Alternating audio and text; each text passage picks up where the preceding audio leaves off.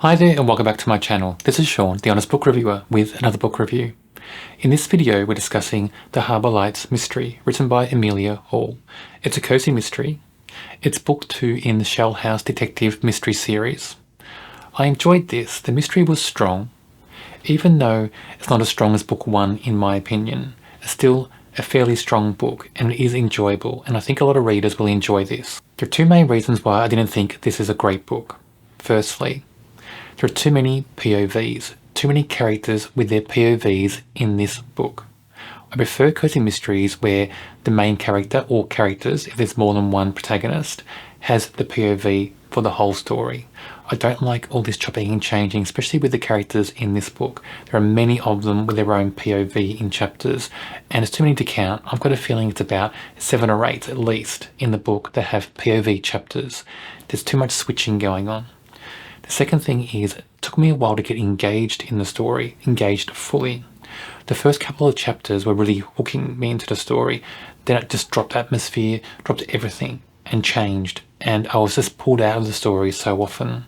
And then about a third of the way through or so, I was getting back into the story slowly. So that affected the read for me overall. So those two reasons are the reasons why I think it's a strong book, a strong mystery, not a great book.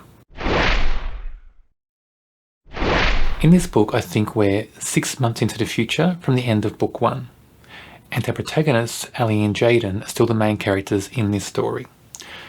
The first couple of chapters are a great hook, and if that had continued on in that vein in the story, it would have been a great story, but it doesn't.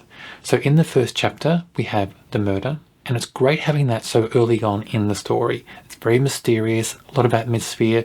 It's at night, right near the beach, all these things going on in the story. It just hooked me into that story in that scene immediately. And then we have the discovery of the body, and that is done in a great way as well.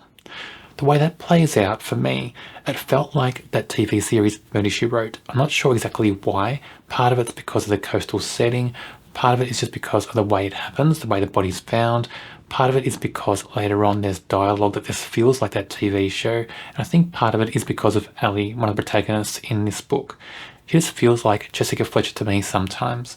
So I think sometimes in this story I was thinking Jessica Fletcher in my mind and Murder, She Wrote. That's not a bad thing, because I do like Jessica Fletcher and I love the TV series Murder, She Wrote. But that great atmosphere, that great hook at the start of the story is then lost completely, because we have too many switches of character POV, and we don't have focus on the main crime a lot, and we don't have focus on Jaden and Ali a lot, and that just impacted the read for me.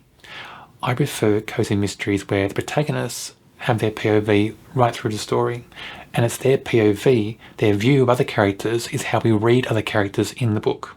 That murder mystery with the great hook, the great setup, that great atmosphere, and it plays out as a strong mystery in the story. It's overshadowed in the book somewhat by a second mystery. So the main mystery, it kind of gives birth to the second mystery. And the second mystery is, who is Saffron's father? And Saffron we met in book 1. And Saffron is a young girl or young woman in the village, and she runs a cafe. Her mother died in the history of this story, of even in book 1, and she doesn't know who her father is. So book 2 opens up that mystery. Who is Saffron's father? It gives Saffron more development in the series as well. But that mystery about who her father is, it just takes the limelight too much, I think, in this story. And the murder mystery, which should be the bigger mystery in this book, goes back into the background for much of this story.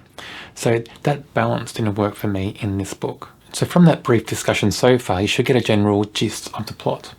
That is, there's a murder at the beach at the very start. That body is found. We have suspects, of course. We have an investigation.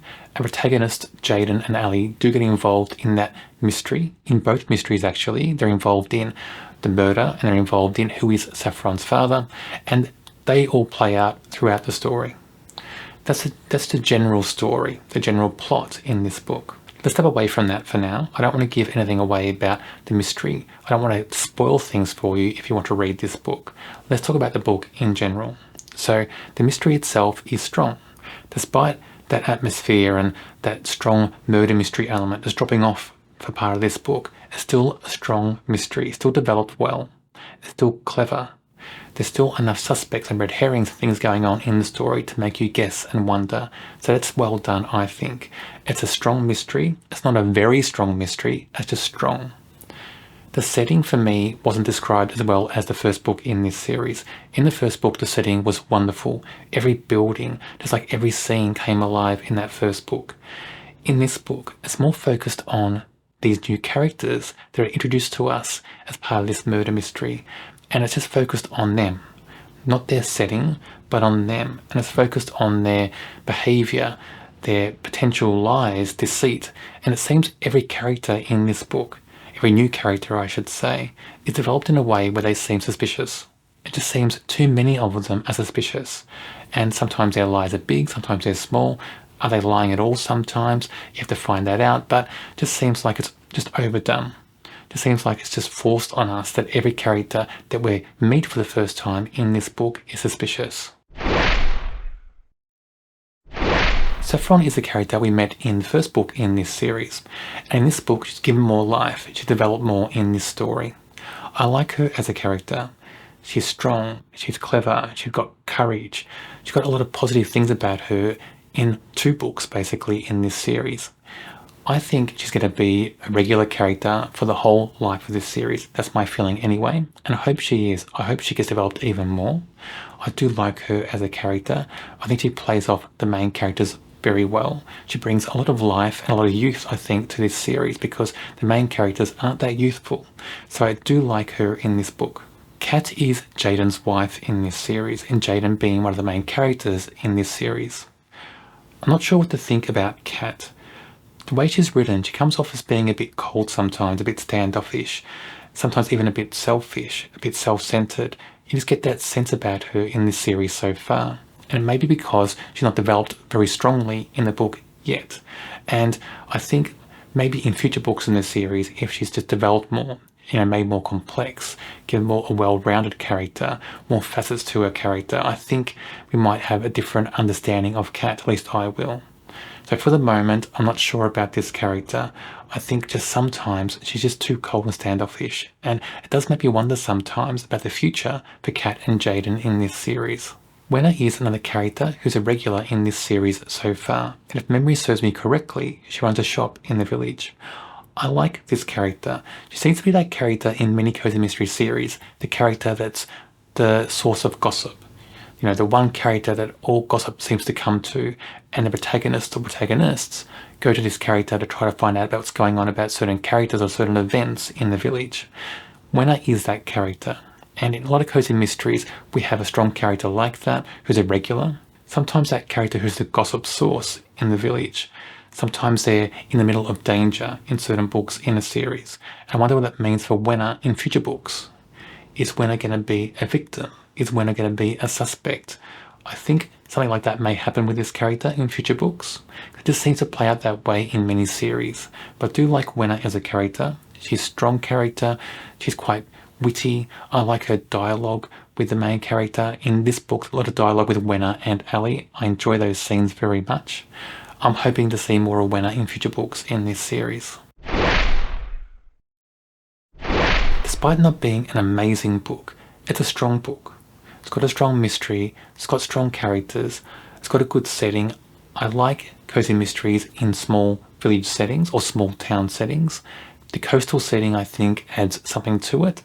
The settings weren't described as well as book 1, but I'm hoping that in future books in the series, the settings are described very richly, because the settings in these books can be described so well because you've got great scenery, great locations. Make the most of it, I think, in a series like this. But a very enjoyable series still.